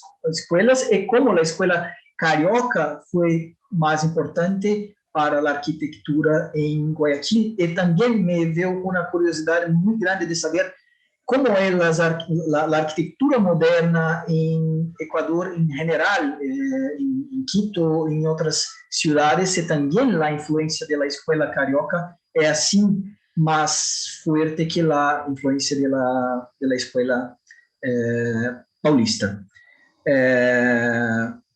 Este nacimiento de la arquitectura moderna en la América Latina tiene una relación muy fuerte, como ya nos dijo el profesor Florencio, con la economía de los materiales y con una visión más racionalista de la utilización. Entonces, tenemos acá en Brasil, en Latinoamérica, de una manera general, un terreno muy fértil para la nueva arquitectura, porque teníamos los movimientos modernos que empezaron en todo el contexto americano, en especial en ese momento en Brasil, y también una necesidad de economía de material y un desarrollo muy grande de la arquitectura con hormigón que acá en Brasil se tornó muy importante. Ambas las escuelas, la Paulista y también la Carioca, fue muy importante el uso del vidrio, otros materiales muy comunes y que podemos ver en la presentación de Manuela y David. Entonces, esto para mí muestra que en realidad somos mucho más próximos do que pensamos. Probablemente David percibió eso cuando estuve acá en Curitiba, estudiando en PUC. PUC es nuestra universidad católica acá. E percebemos sim que temos essa relação muito próxima, mais próxima do que pensamos, e devemos manter a relação próxima. E esse tipo de evento é muito importante para que possamos ver as relações que temos acá, ok? Então, muitas graças a todos, muitas graças novamente Manuela e David. Buenas noches. Muchas gracias a ti, Marlos, por tu intervención. Nos seguimos aclarando y conociendo mucho más sobre la arquitectura brasilera y también sobre la arquitectura guayaquileña. Hay algunos comentarios y preguntas que creo que los voy a dejar igual para el final, para dar paso en este momento a André Turbay, que es nuestro siguiente panelista. André Turbay es arquitecto y urbanista también por la Pontificia Universidad Católica de Paraná del 2002, es director de Norte Arquitectura y Urbanismo desde 2006, hizo su posgrado en Gestión Técnica del Medio Urbano también en la Católica de Paraná y en la Universidad Técnica de Copenhague, de la Campiña en Francia. Tiene un máster en Construcción Sostenible en la Universidad Paulista, es máster en Gestión Urbana y es doctorando en Gestión Urbana por la Universidad Católica Universidad Católica de Paraná, doctorado que está por concluir en abril de este año. Docente de la universidad desde 2012, actualmente en proyectos de arquitectura, planificación y diseño urbano, coordinador adjunto del área estratégica de ciudades de la universidad. Director de Cultura y Deporte de la Universidad Católica de Paraná, coautor del Relatorio de Sustentabilidad de la misma universidad, coordinador de la Pontificia Universidad Católica de Paraná de Climate Labs, que es un programa de la Unión Europea para la mitigación del cambio climático, integrante de proyectos Calles Completas de la WRI de Brasil. Con esto les dejo con André, con sus comentarios y su intervención. Muchas gracias, André. Adelante. Muchas gracias, María. Felicitaciones a David y Manuela por su investigación. Es un gusto estar con ustedes. Encantado también con la contribución del profesor Florencio y de Marlos, que trajo una visión que es muy importante para la arquitectura moderna brasileña, que es la distinción entre la arquitectura, la escuela carioca, que podríamos decir de la primera mitad del siglo XX, y la paulista de la segunda mitad del siglo XX. Francesco hace una pregunta que voy a intentar hablar un poco de esto. Francesco habla sobre la concentración del inicio de la arquitectura moderna en las más grandes ciudades, en metrópolis, por así decir. Que sí, Francesco, porque la arquitectura moderna está asociada con la vanguardia. Se empezó en Río de Janeiro, la principal ciudad de Brasil, la capital del Brasil, con la influencia de Corbusier, como habló Manuela y David, después como habló Marlos, y después empieza a andar por otros lados, un poquito por Paraná. La arquitectura carioca está en Curitiba, en su centro cívico, como un momento que Paraná tenía plata para empezar procesos y tenía la gana de ser un estado una provincia de vanguardia.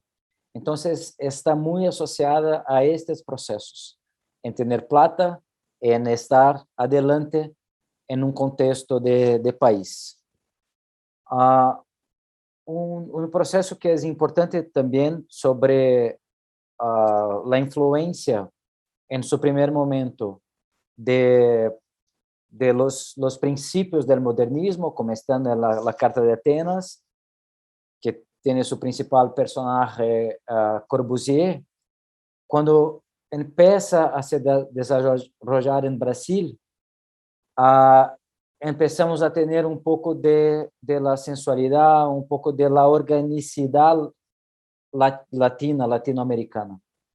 Entonces, creo que en este proceso que conecta Brasil y Ecuador, se están conectando una arquitectura que tiene una identidad latinoamericana. Eso es importante, de no agarrar algo que ha venido de la Europa, eurocéntrico, muy racionalista, y se mezcla una latinidad a ese proceso.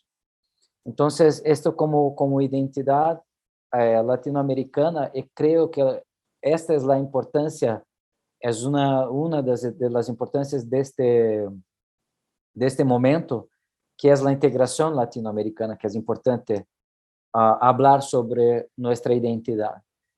Entonces, me parece que también la arquitectura moderna brasileña, que se divide entre carioca, más asociada con el nombre de Oscar Niemeyer, y paulista, asociada más con el nombre de Vila Nova Artigas, de Paulo Mendes da Rocha, por así decir, la arquitectura carioca brasileña de Oscar Niemeyer tiene esa identidad. La arquitectura paulista es más brutalista y claro que tiene su identidad brasileña, pero también asociada a un proceso internacional. Entonces, como decía David, sobre el edificio Oscar Niemeyer, no de Oscar Niemeyer, pero Niemeyer, ahí en Belo Horizonte, en Minas, que se dibuja las montañas, se dibuja la topografía. Niemeyer hablaba mucho de la sensualidad de la mujer, de las playas. Entonces, se reconoce ahí una identidad latinoamericana. Y creo también que una reflexión que creo que es importante como visión de la arquitectura moderna y del momento del siglo XX es que yo podría decir, en esta línea de pensamiento, que la arquitectura moderna europea es más racionalista o podría decir más antropocéntrica. Y cuando la arquitectura, mismo que no hablábamos de sustentabilidad, de soluciones basadas en la naturaleza, ahí en 1940, cuando se empezó. Pero se conectar con un lugar tiene a ver sí con un rompimiento con el antropocentrismo, que estoy mirando lo que está en mi ambiente, donde estoy involucrado. Entonces, quizás podríamos decir que se empieza una relación con el lugar muy fuerte, con la identidad, y quizás podemos hacer una relación con la sustentabilidad que es una característica que empieza, un concepto que empieza en la segunda mitad del siglo XX. Entonces, apenas como una reflexión, ¿no? Una cosa importante también son las tecnologías que establecen la tipología de arquitectura en cada lugar. Entonces, fue muy importante para el desarrollo de la arquitectura moderna brasileña tener las tecnologías disponibles, principalmente del hormigón armado, como he dicho, como está presente en el estudio de Manuel y David. Y se impulsiona también con soluciones más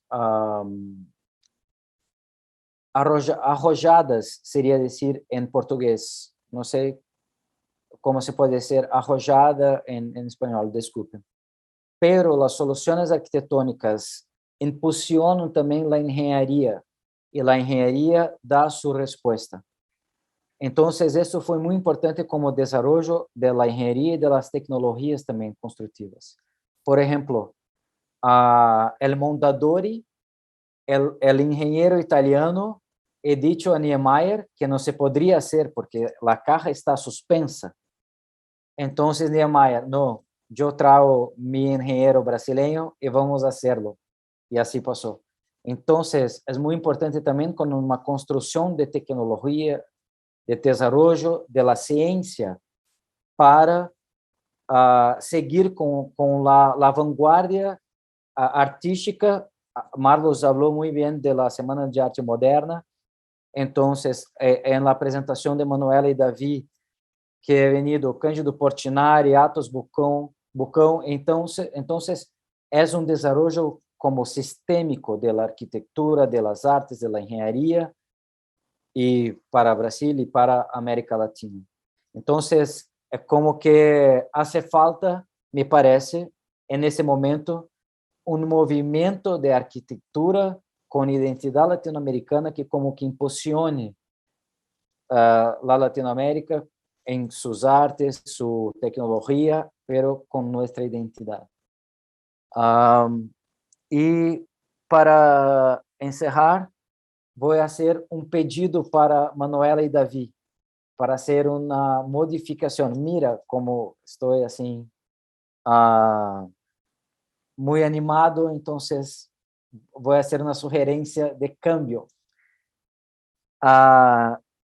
Está aí em sua apresentação que Afonso Reydi é arquiteto francês radicado em Brasil.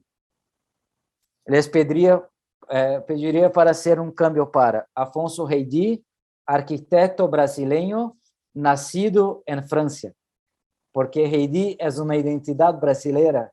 El Pedregulho, que es un conjunto habitacional importantísimo, el Museo de Arte Moderna en Río de Janeiro es un monumento a arquitectura y la relación con el mar. Entonces vamos a adoptar Reydi como un arquitecto brasileño.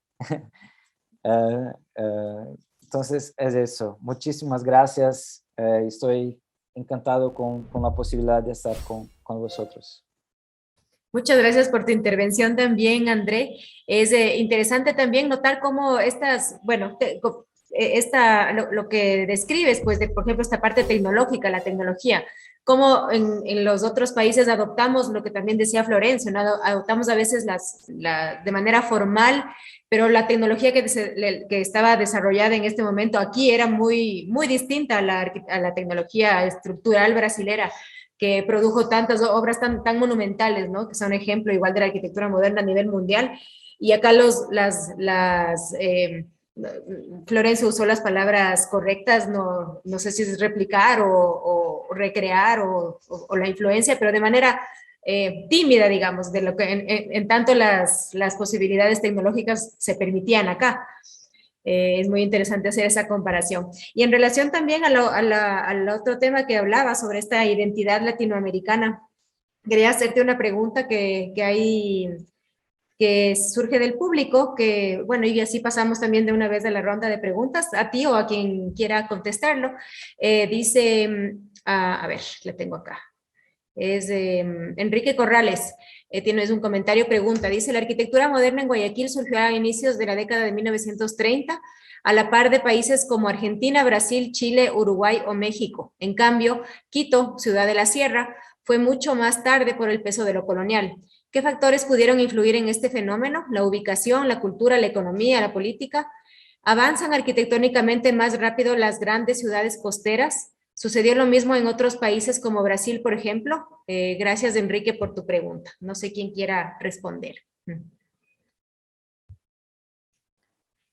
Sí, como decía Enrique, está la arquitectura, una nueva arquitectura como se pasó en los años 30.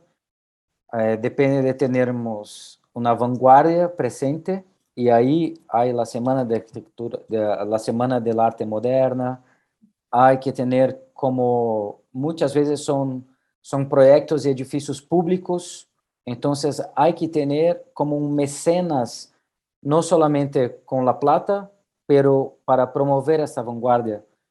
Hay una persona que fue muy importante para traer Corbusier a Brasil, que fue un ministro de la Educación y de la Cultura, que fue Gustavo Capanema. Entonces son personas, y por eso estas personas están concentradas normalmente en las ciudades más desarrolladas, más importantes. Entonces, hacer apenas un principio de la respuesta y pasar a los compañeros. Gracias, Andrés. No sé si alguien quiere complementar.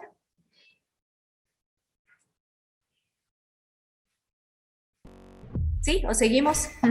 Bueno, hay algunas felicitaciones. Sebastián Villao dice, tiene una pregunta. Igual casi todos ustedes o todos son profesores y dice así, es un arquitecto joven, dice como futuros arquitectos, creo que es estudiante, como futuros arquitectos, ¿cómo o cuál sería nuestra misión cuando existe el obstáculo, entre comillas, de las autoridades locales y nacionales? ¿Cómo hacerlo? ¿Cómo enfrentar esto? Esta parte política. David.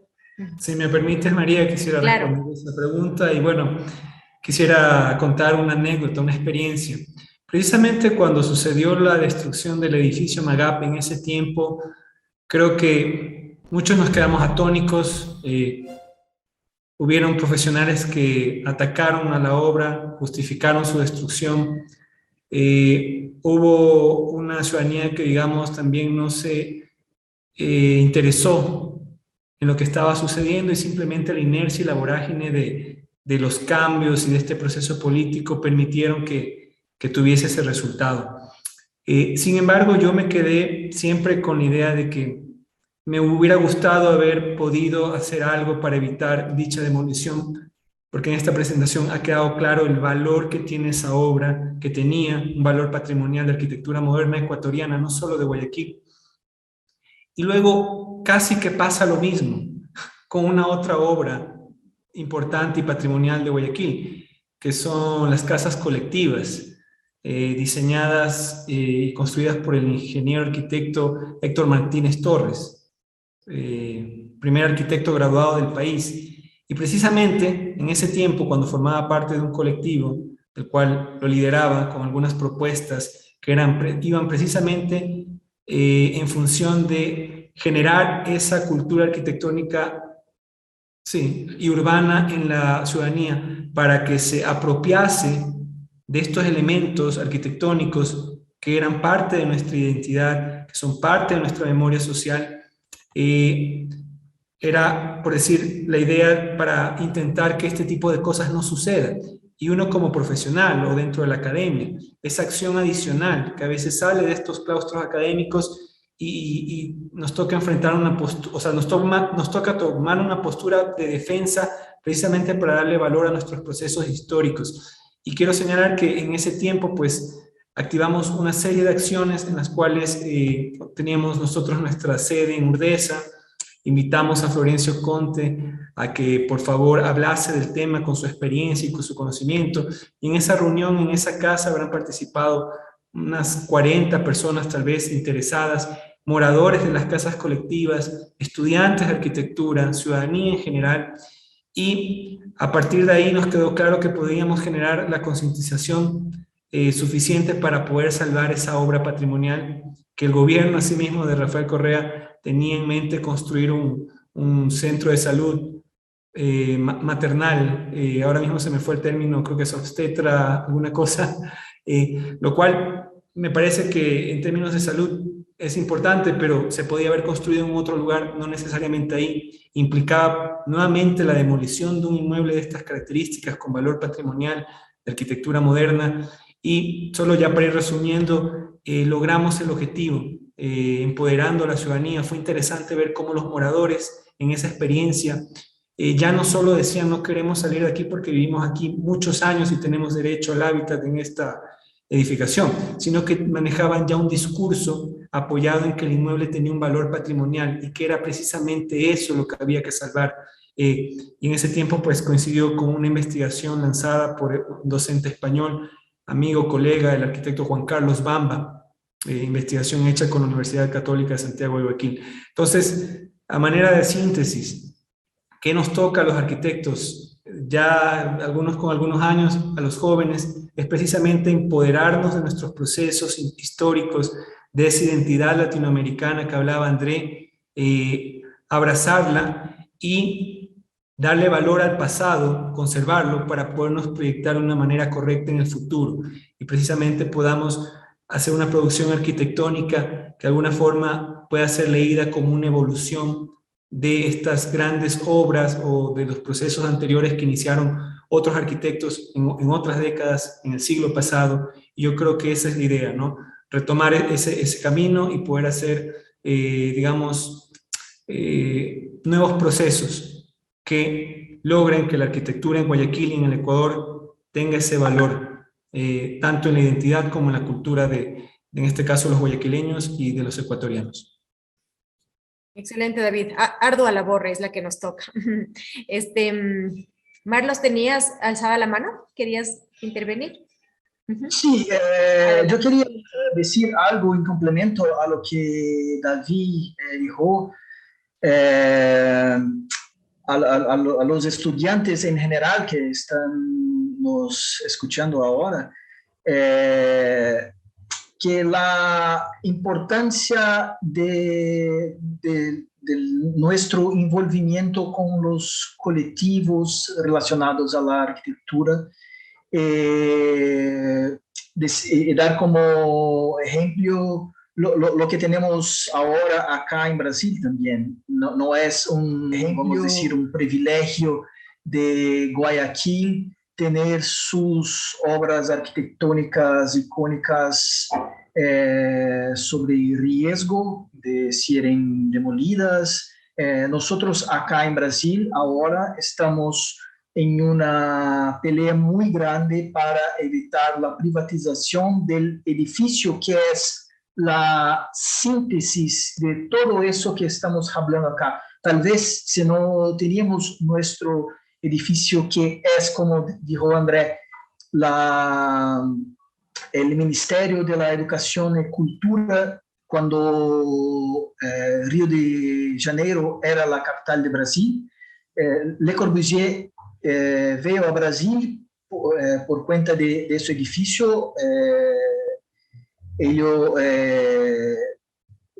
hice algunos dibujos de su edificio, y después Oscar Niemeyer, Lúcio Costa, también Cândido Portinari participó Cândido Portinari no del proyecto, pero de las obras artísticas. Ahora tenemos una idea de privatización de este edificio y no sabemos lo que va a pasar. Entonces, el nuestro Instituto del Patrimonio Histórico Artístico Nacional, que se llama IFAN, está peleando mucho para tentar mantener el edificio, porque los argumentos para la privatización son exactamente los mismos que están diciendo ustedes sobre las vuestras edificaciones, que es la poca manutención del edificio, problemas estructurales. Pero si no hacemos la manutención, es claro que vamos a tener problemas estructurales y otros problemas. Entonces, es muy importante a los estudiantes, a todos los arquitectos que participen de los colectivos, para valorizar la nuestra cultura, para valorizar la nuestra arquitectura, y así mantener la identidad nacional y latinoamericana que tenemos, tanto en arquitectura cuanto en otras áreas culturales que tenemos. Gracias, muchas gracias, Marlos. Voy a continuar diciendo unos saludos de Jorge Silva Dávila. Felicita a David y a Manuela por su aporte, dice saludos desde Miami. El arquitecto Ramiro Jacome felicita también, habla sobre el interesante análisis de la arquitectura, de la influencia de la arquitectura de Brasil en varias edificaciones de Guayaquil. Y aquí hay un comentario y una pregunta que tal vez la pueda comentar Florencio. Es de Rafael Dunkley. Dice: felicitaciones a David y a Manuela por la disertación respecto a la influencia de la arquitectura brasileña en la arquitectura guayaquileña, como también fue influenciada por arquitecturas de otras latitudes, sobre todo de la europea, donde se gestaban por parte de diversos actores importantes, liderados por Le Corbusier. Y dice también que en Guayaquil, aparte de la demolición del edificio de Magap, hay un edificio que era emblemático no solo de la arquitectura de Guayaquil y del Ecuador, sino también de toda Latinoamérica. Se refiere al edificio Inca, en la avenida 9 de Octubre y García Moreno, en la esquina noreste, que lamentablemente fue despojado o demolido de su valiosa fachada de arquitectura tropical, cuya solución magnífica de quiebrasoles, que le daban protección a su fachada este, la de mayor área de impacto solar, cumplía con su cometido funcional, pero al mismo tiempo le aportaba al edificio una sobria elegancia y una estética moderna de vanguardia para la época. Hoy es una caja de vidrio, desnuda y fría, sin ningún encanto, sin estupendas, únicas y hermosas fachadas y condenada a la climatización electromecánica, despojada de su sistema de ventilación pasiva y dinámica, en definitiva natural, del aire que se respiraba. Esto es lamentable. Florencio. Sí, gracias María. Bueno, yo creo que ya Rafael ha hecho el análisis bastante detallado sobre ese edificio. Es una de las pérdidas importantes de la arquitectura de Guayaquil. No es el único, lamentablemente. Ha habido otros edificios importantes que han sido lamentablemente alterados por esta falsa visión de quererlos modernizar incorporando estas fachadas de vidrio. Pasó con la Casa de la Cultura, proyecto de Guillermo Cubillo, el edificio Fiore, el actual edificio donde funciona la prefectura provincial del Guayas, y uno de los más lamentables, el edificio Inca, el cual menciona Rafael, proyecto de Calcón, uno de los posiblemente una de las obras más importantes de Calcón, junto con el Banco de Descuento en la ciudad de Guayaquil. Efectivamente se derrumbaron los quiebrasoles, se le colocó una caja de vidrio y se alteró totalmente el concepto que tenía, exactamente igual como se hizo en el edificio de la Casa de la Cultura, o como se hicieron en algunos otros edificios de Guayaquil, para incorporarle esta climatización mecánica, como dice Rafael. Están totalmente identificados cuáles son esos edificios. Fue precisamente a partir de una invitación hace unos años del Colegio de Arquitectos de Pichincha, y en una bienal de arquitectura en el cual yo expuse sobre el patrimonio arquitectónico de Guayaquil, cosa que causó sorpresas al inicio, cuando me pidieron que presentara un tema para disertar en la Bienal de Arquitectura de Quito. Me preguntaron sobre qué quería hablar. Yo dije que quería hablar sobre el patrimonio arquitectónico de Guayaquil. Lo primero que me preguntaron, ¿cuál es el patrimonio arquitectónico de Guayaquil? O sea, no había ni siquiera una idea clara de que el valor patrimonial de esta arquitectura.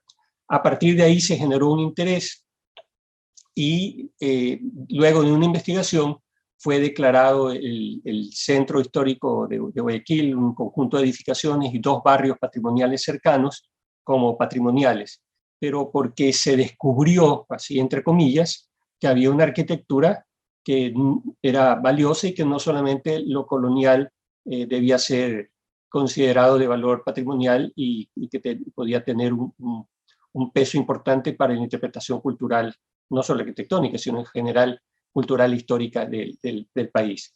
Pero no hay una concepción clara. David fue claro cuando dijo que no hay desde las administraciones locales, no hay una visión clara sobre el tema. El tema patrimonial no existe dentro de la administración municipal, no existe ni siquiera una oficina, peor, ni siquiera una persona que esté encargada del tema, y lo que se piensa es lo que se ha pensado a lo largo de muchos años, que son edificios viejos, que hay que demolerlos, o que hay que modernizarlos y actualizarlos. Y con eso, pues, se sigue perdiendo patrimonio valioso. Gracias, Florencio. Esa es la dura realidad por la que pasamos, ¿no? En relación al patrimonio moderno especialmente, el patrimonio colonial, como decía algún participante, es identificado y protegido, al menos en Quito, ¿no? En Cuenca también, porque es parte de la UNESCO, es declarado Patrimonio Cultural de la Humanidad por la UNESCO, pero los otros patrimonios al menos el patrimonio arquitectónico es difícilmente conocido y peor aún protegido. Bueno, agradezco la participación de Octavio Villacrés, que está conectado. La arquitecta Ruth Sánchez dice, de acuerdo con las palabras acotadas por David Hidalgo, el empoderarnos de los procesos arquitectónicos, sociales, naturales y otros que nos pertenecen a todos, individual y de manera colectiva. Somos parte de la ciudad y del país que los contiene. Felicitaciones. Y no tengo más. Hemos tenido una súper buena audiencia. Hemos tenido 80, 100 personas conectadas. Muchas preguntas y muchos comentarios. Ha despertado mucho interés de este conversatorio, esta información, esta exposición. No sé si ustedes quieren, David y Manuel, hacer algún comentario adicional o cualquiera de los panelistas, y podemos también ir cerrando el conversatorio. Ya somos casi 2 horas que estamos conectados. Bueno, a mí me gustaría decir unas palabras ya para cerrar lo que ha Claro. sido este diálogo ameno, importante y valioso diálogo el día de hoy. Pero creo que le voy a dar la palabra primero a Manuela para que ella intervenga y luego yo diré también unas palabras para cerrar este evento. Adelante, Manuel. Gracias. Yo solo quiero agradecer por la invitación, por la oportunidad de hablar con ustedes, de trocar estas ideas. Fue un momento especial para nosotros y fue un placer trabajar en la investigación con David y aprender también de un poquito de la arquitectura de Guayaquil, porque yo no conocía profundamente, entonces fue una gran oportunidad para mí. Entonces, gracias. Y creo que el conversatorio hoy nos trajo una forma de ver la arquitectura de una perspectiva más de valorización de nuestro trabajo como arquitectos, nuestra historia, y creo que hacer ese rescate de informaciones, de historias y compartir con otros países, porque nosotros de América Latina somos hermanos, pero no hablamos mucho, entonces estos cambios son importantes para que se pueda aprender y compartir y que conozcamos a nosotros y podamos ampliar nuestras visiones. Entonces, gracias por la oportunidad y gracias por todos los panelistas que han traído contribuciones. Entonces, buenas noches a todos y que sea la primera de muchas. Gracias. Muchas gracias, Manuela. Ojalá que así sea.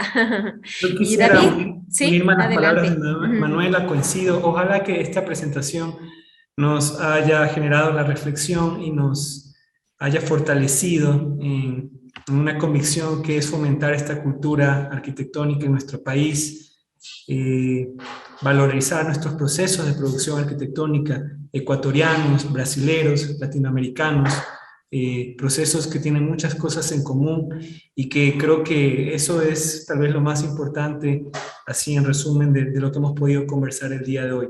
Agradecer a María, a Blanca, a André, Marlos, Florencio, Lucas, Katia, por estar presentes el día de hoy, que sin duda su presencia le ha dado mucho más valor a este conversatorio, y al Colegio de Arquitectos de Pichincha por habernos permitido hacer esta presentación de esta investigación que con Manuela trabajamos meses atrás. Muchas gracias por la oportunidad. Muchas gracias a ti, David, y a Manuela, y por supuesto a todos los panelistas que nos han acompañado ahora. Esto sin duda va alimentando toda la información que se tiene en el Museo Archivo de Arquitectura, que tiene el único objetivo de visibilizar la arquitectura ahora moderna, la arquitectura moderna del país, y va contribuyendo y alimentando todo lo que ahí se intenta valorar, visibilizar como hemos hecho ahora. Les agradezco nuevamente a todos los que se han unido. Hay todavía un poco más de comentarios que ya los iremos respondiendo por interno. Y nada, con esto creo que les doy las buenas tardes y hasta la próxima, que espero sea pronto. Buenas noches, buenas tardes. Hasta luego. Gracias, María. Adiós. Gracias.